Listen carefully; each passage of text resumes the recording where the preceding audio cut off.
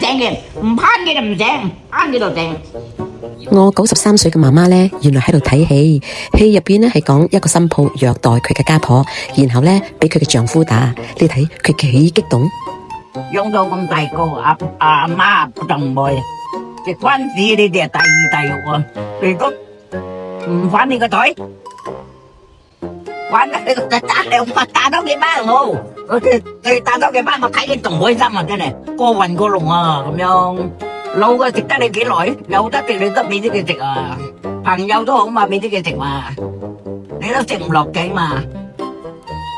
做人唔好做到咁過分。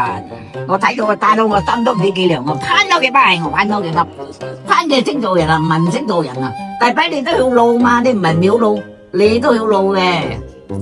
你顧住你吞包尾幾年，你依家後生係叻，老嚟睇你愛叻都唔叻噶。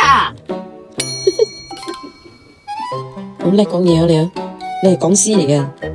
唔係講豬唔講豬係嘛？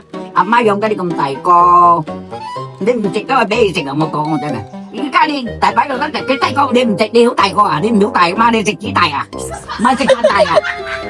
一日阿媽食唔到都嘔俾你食，都係咁樣舊買嗰啲人嚟啫嘛。